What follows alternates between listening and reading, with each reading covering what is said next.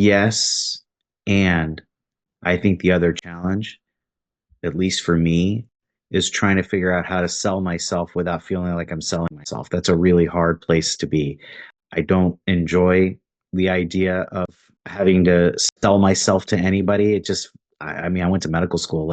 I feel like I could just stand in the doorway of a physician's office and say, "I doors are open, come on in," and I would have more than enough patient care volume to meet that need. So it's a little hard to go out and create business by selling yourself. That's hard. That being said, that's what's required to create lead generation. Welcome to Career Coaching Secrets, the podcast where we talk with successful career coaches on how they built their success and the hard lessons they learned along the way.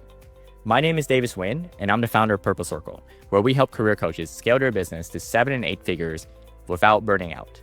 Before Purple Circle, I started and scaled several 7 and 8 figure career coaching businesses myself and consulted with 2 career coaching businesses that are now doing over $100 million each. Whether you're an established coach or just building your practice for the first time, you'll discover the secrets to elevating your coaching business. Hey everyone, welcome to another episode of Career Coaching Secrets podcast.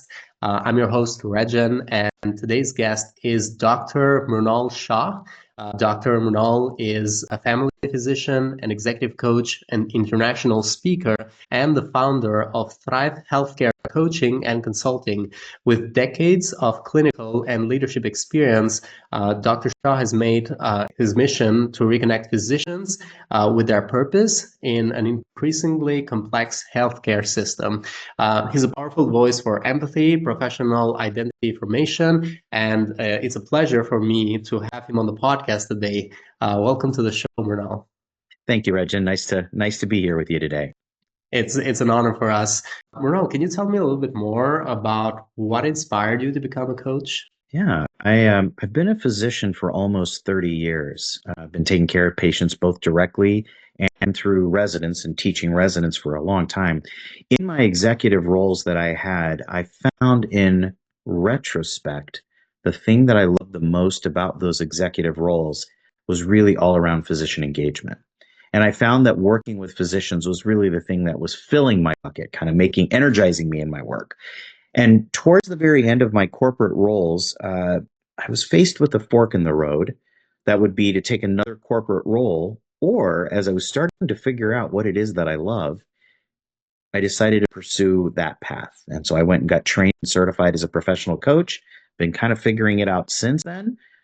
But I get to do what I love to do, which is helping physicians succeed. So right now, you're practically working mostly with physicians, and it's been almost 2 years since you started this.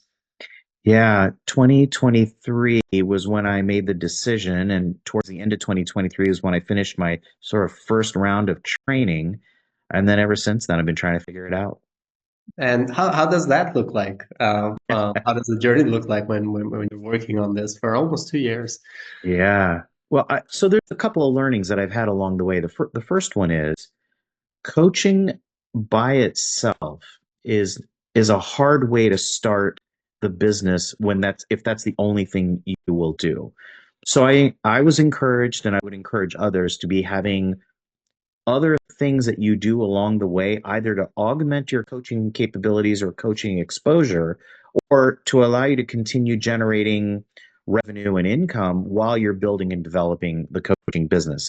Everyone I've talked with, it takes 3 to 5 years to really get into a place where you have a consistent flow.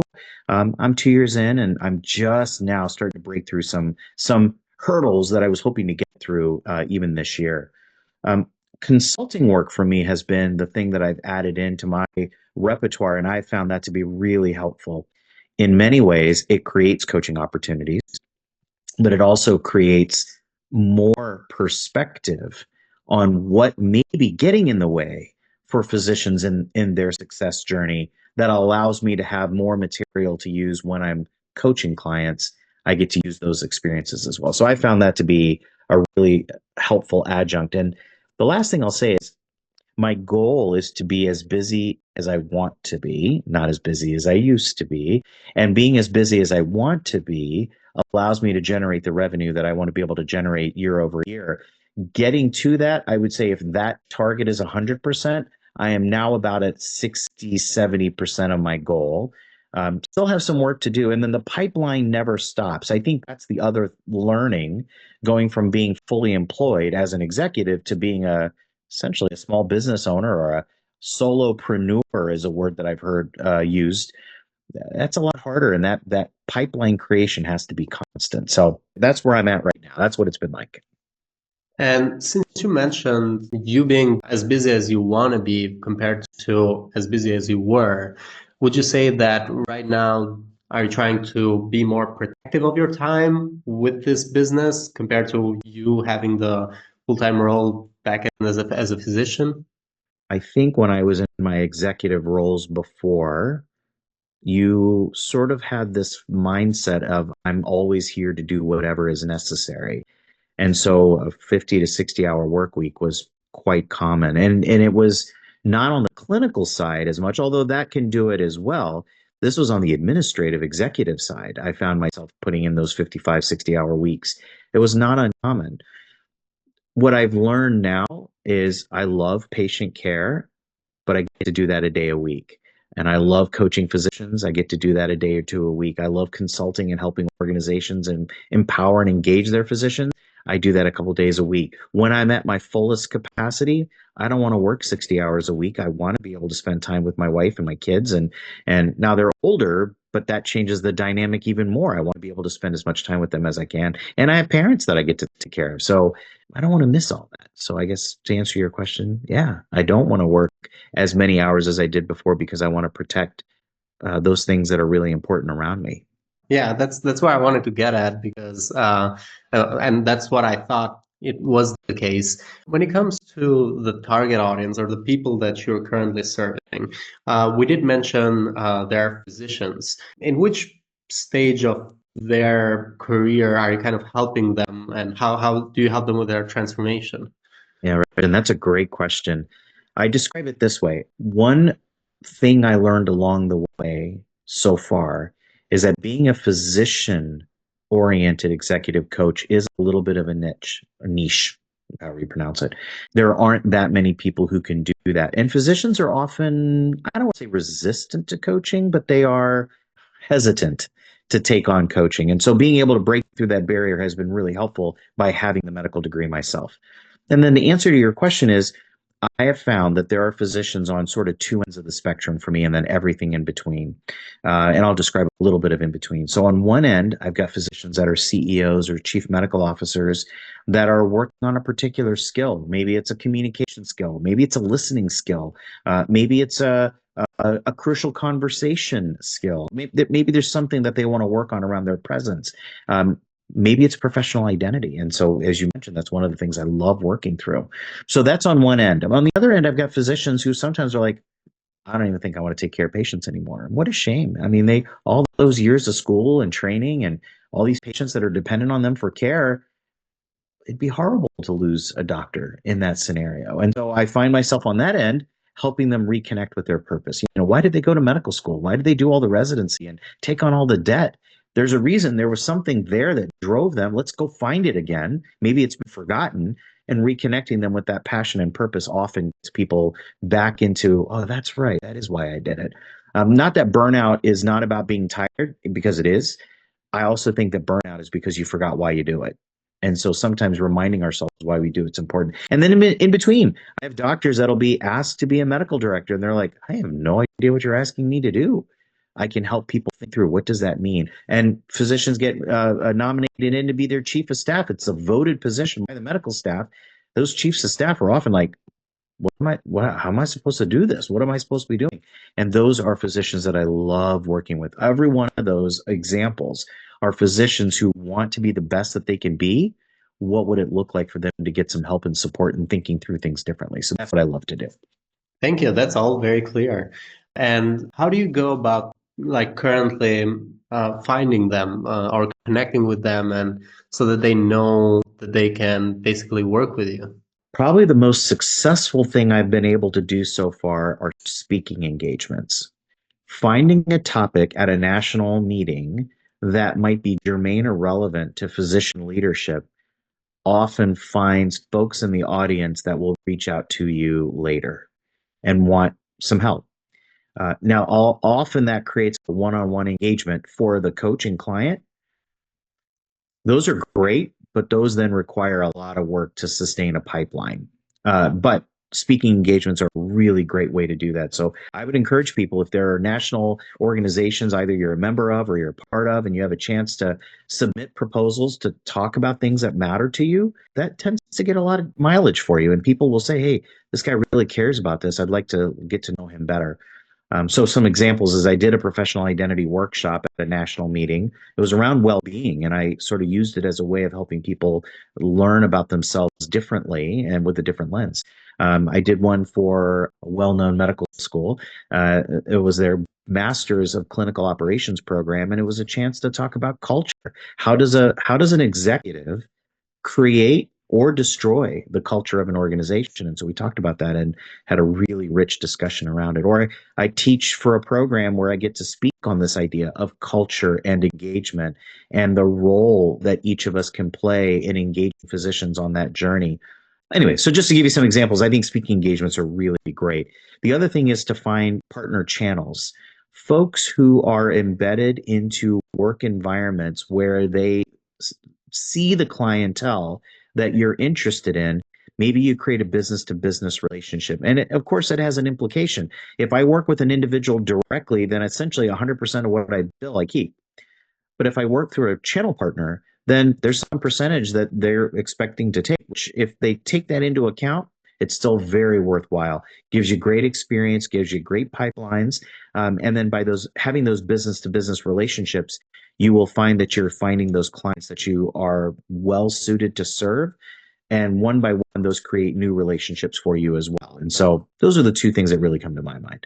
And how would you say they're divided in percentage? Most of it is coming from speaking right now, or most of it is coming from these B2B engagements where people can refer other people to you? I think early on right now, it's probably 50-50, but I don't think it will be over the next 3 to 6 months. I think it'll be 70% channel partners with those business to business relationships, and maybe 30% would be coming from speaking engagement opportunities, and Mhm. maybe less over time. I don't know. Yeah. So you want to find a way, I'm guessing, that is consistent and it's not that dependent on you consistently doing speaking, right? Because that's also an investment of your time. I also see that you do post on your LinkedIn as well. Do you find that some people are connecting with you there, or do you think that's a little bit early on right now? I would say LinkedIn is a really powerful place to make yourself seen, to create thought leadership, content opportunities. I have gotten a fair amount of traction through the LinkedIn platform. I don't know that I've garnered a new client through it yet, but I think that's just a matter of time. The more people repost or the more people comment on, more people see those comments. It wouldn't take long for someone to reach out and say, hey, I saw you posted this on LinkedIn and that was really interesting to me. I'd love to bring you in for a presentation. Or I'd love to have you come and talk to my people. Or, I'd like to get a coach myself. Would you be open to a client? So I think LinkedIn's very powerful. Yeah, and the reason why I mentioned that is because almost in all of the interviews that I do, LinkedIn is like the primary source for a lot of coaches when it comes to lead generation.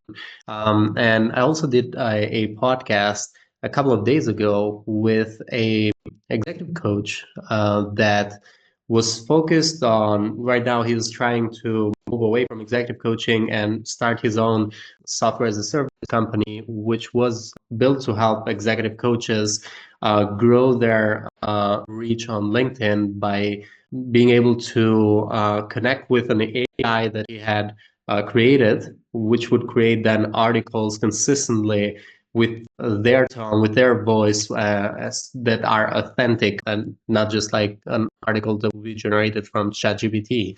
So something more authentic than that. And he goes into the details of how right now the content on LinkedIn helps a lot of executive coaches and other coaches like career coaches, leadership coaches, obviously, with reach. And another thing he mentioned is now these LinkedIn posts are also being indexed on Google So for anyone who's searching these topics on Google, they also might be able to find your article in that way, kind of try to connect with you and reach out to you. So I feel like that's going to be an interesting episode for you as well. I'll send you his name later on so that because the podcast episode might take like a little bit to go out, but yeah, I'll send you via email his name. It was Raj Kara, if I'm not mistaken. Yeah, so I feel that that would be a very good focus when it comes to figuring out the lead generation side of it. And right now, with your coaching business, are you doing just one-on-one coaching, or you also kind of do group coaching in it? For the most part, most of what I do are individual one-on-one coaching engagements, mainly because most of these executives are looking for help for themselves individually. That being said, I did just have a query come through about possibly helping an executive with their team, and so doing more of a team coaching opportunity. So open to doing group and team coaching, but most of what I've done thus far as being new to this, has been in the individual one-on-one coaching engagements. Thank you. Thank you for sharing that. That clarifies it. And I do see that, especially with the type of audience that you're going after, that they would prefer the individual one-on-one coaching for them, especially. I wanted to move away a little bit from marketing and ask you, do you have any goals that you're working towards with your coaching business right now for the next 1 to 3 years? Always good to know where you want to go with this. So I have a few goals that are maybe oriented in different ways. The first one is, it is not my intent to grow my business beyond my capacity so that I would maybe have to consider growing or hiring staff or things like that. I'm not at that stage of my life where I want to have to do that. So I want to be just busy enough. So that's one of my goals. The second one is, I really enjoy traveling and teaching. So another one of my goals is to have enough engagements of speaking opportunities and teaching opportunities that it allows me to do some travel and it allows me to do some teaching as a part of that. So that's another goal for me. And ultimately, I've been a doctor for almost 30 years. I don't know how many years someone would have to work before they feel like they want to slow it down and just enjoy what they've created. But I see myself being able to do this for a while. So if in the next 2 to 3 years, I create a steady enough group of business to business relationships and having enough channel partners, I could be as busy as I want to be and have a constant pipeline through those channels. I could do that for about as long as, the world will have me. So, those are probably my biggest goals as of right now. And the last thing I'll mention is, there's this concept that I've been kind of thinking a lot about, and it's the time value of money. We often think about wealth in so many different channels or so many different sort of ways that we think about wealth, but there's this idea of time wealth. And what would it look like for me at this stage of my life to be able to have enough autonomy and, I guess, control over my day, my week, my month, my year, to be able to say, I'm enjoying time wealth as much as I'm enjoying whatever other wealth I might be able to create. So I just share that as one other goal as well. I really like that perspective, time wealth. I really like that. When it comes to investments and I know we talked about at the beginning that you obviously invested initially in a coaching program, started to learn about coaching. Apart from that, within the last 2 years, has there been any investment in growing your coaching business? And by that, I mean any masterminds, communities, coaching programs that you found to be very valuable in you growing your business right now? I'm early in the development of I would say two different things. One is a, a several part podcasting series that'll be video podcasts with different guests from around the country talking about physician leadership, but from the mindset and the lens through one of my channel partners of what are attributes of strong physician leadership now. And sort of the tagline for us is not tagline, I shouldn't say that, but one of the recurring themes that will come up. Physicians are often looked at as really good doctors, but could never lead unless they relearn a bunch of new skills. And I don't believe that. I actually think physicians are inherently wired and educated to be tremendous leaders. They just may have to look at problems in a different way. And so these podcasts are sort of oriented towards helping physicians see the power that they have in the skills and the training, the education that they've already done to be really great leaders from wherever they are, wherever they sit. And being in a patient's room, you can lead. Being in the operating room, you can lead. Being in the boardroom, you can lead. So how do we help create that? So that one's going to be an investment of time and effort, but one that I'm really excited about and passionate about. And I think that one's going to be really, really fun. The other one is, as you mentioned, it's the training pathways. And so a couple of things I would share from my experience. I initially worked with a startup training program. And what I found is that there's something to have been said for going with a very well established, potentially more expensive coaching program because you come out of it with a very predictable outcome. I am actually already working on my next level of coaching training, so ICF PCC. And again, that's another investment because it's another round of training and education, peer coaching time, but it will help me be a better coach. And so I love the idea of more training because it's what I've done most of my life for anything I want to do.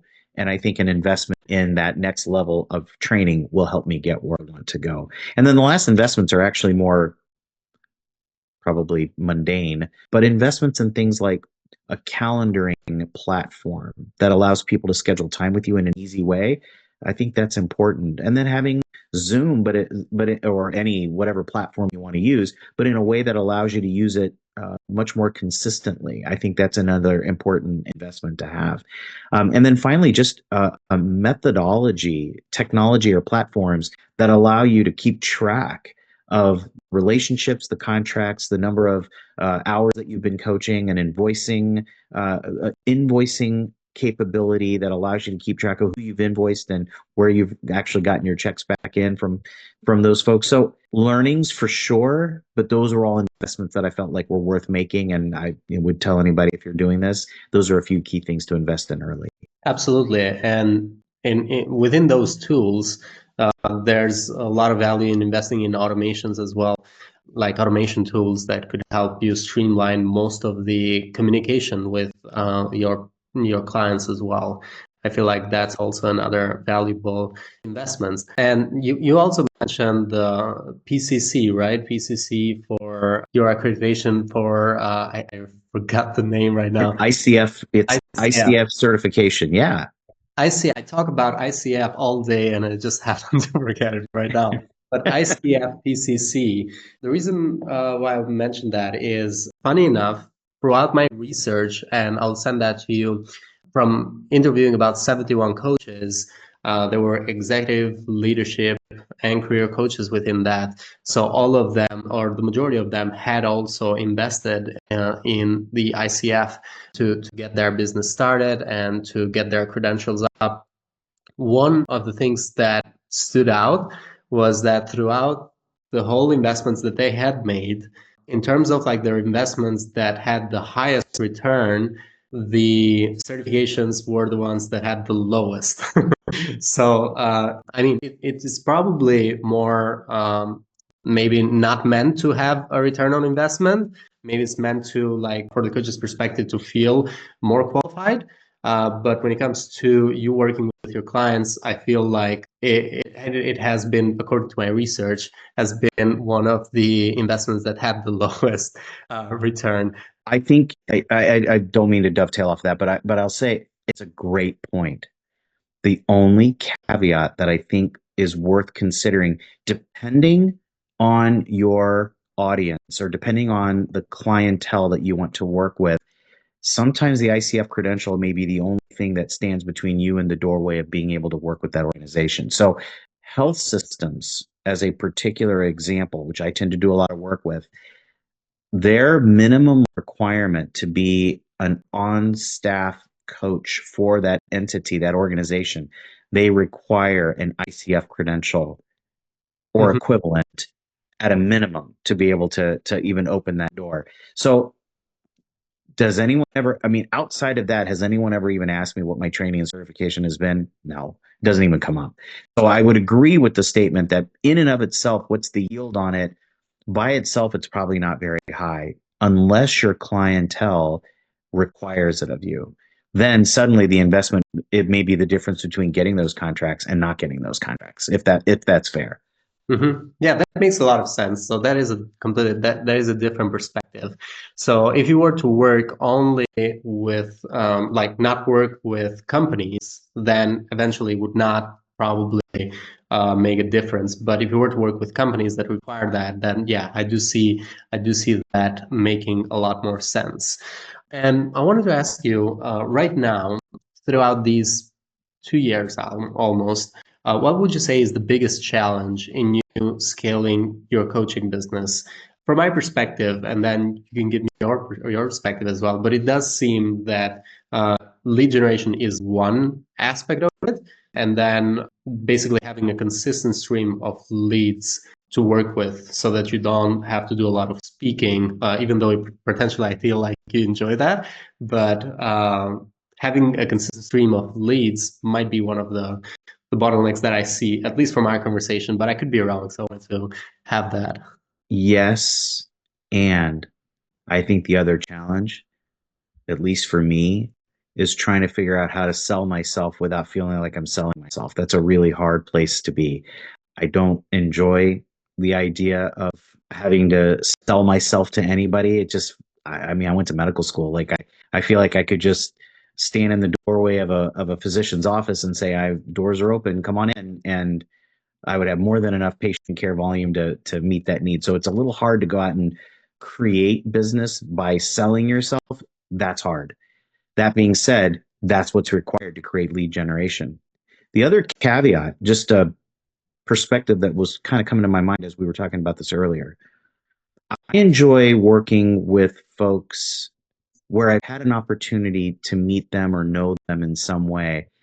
The not cold, but sort of the cold handoff of a new client that just sort of comes to me through an internet channel or something like that. Uh, I've not had that happen, and I also don't know how I would feel about it. So I think right now, people who know people have been a really great way for me to find great clients, and then people can say, "Hey, I've worked with Mrunal, and here's what he was able to help me do." It'll be different if I get to the point where I have people say, "Hey, I found your website, and I'd like to set up time." It's not happened yet, but when it does, it might be a little different for me. And so I'll have to let you know how that feels if it happens. Interesting. Or they would say, "Oh, I listened to your podcast since you're starting a podcast series," or even this Yes. episode, maybe. Yes, exactly. And then I'll be like, oh, okay, oh, I'd love to meet you. You know what I mean? Like it'll just feel different to me, but it could and probably will happen. I'll have to let you know how that feels when it does. Yeah, thank you. Thank you for that perspective. Is there any final advice you'd like to give to other executive coaches who are around your level, who are looking to scale their impact? And this would be like an advice you'd also give to yourself. Yeah. A couple of things that came to my mind. First, have faith. If you're doing the right work for the right reasons, it will work itself out. And you just have to have some faith that it might take time, but don't give up on it. The world is currently in a place where coaching is very top of mind. So there's a lot of demand and there's a lot of opportunity. So if you stay true to why you're doing it and who you want to work with, you're going to be fine. And then the second thing is there is a very important difference between advice and coaching. And if I could share one learning, it's that the biggest difference is the freedom to not have to be right. As someone giving advice, they're essentially expecting you to be right. Like that why would a doctor give a patient advice if they didn't believe it was the right thing to do? Whereas as a coach, that is not the burden. And so freeing yourself from having to be right and just being curious and open-minded will allow your client to get to their best answer, and you never have to be right. That's not your job. And I have found that to be very freeing. And so for people who are considering this, try to figure that out early and often, and don't forget that you don't have to be right. And boy, it's really relieving to not have to be right. Thank you so much, Mrunal. And for anyone who wants to find you or connect with you, they can find you on your LinkedIn at Mrunal Shah. And apart from that, is there any other way people could reach out to you? Yeah, I have a website, thrivehcc.com. And if you send an email to Dr. Mrunal at thrivehcc.com, it comes right to me. And so welcome any questions or thoughts or follow-up that anyone may have. Thank you so much, Mrunal. It's Yeah, been a pleasure having you on the podcast. So yeah, thank you so much for coming. you bet, Reg. Thank you for inviting me. I appreciate it. That's it for this episode of Career Coaching Secrets. If you enjoyed this conversation, you can subscribe to YouTube, Spotify, Apple Podcasts, or wherever you're listening to this episode to catch future episodes. This conversation was brought to you by Purple Circle, where we help career coaches scale their business to 7 and 8 figures without burning out. To learn more about Purple Circle, our community, and how we can help you grow your business, visit joinpurplecircle.com.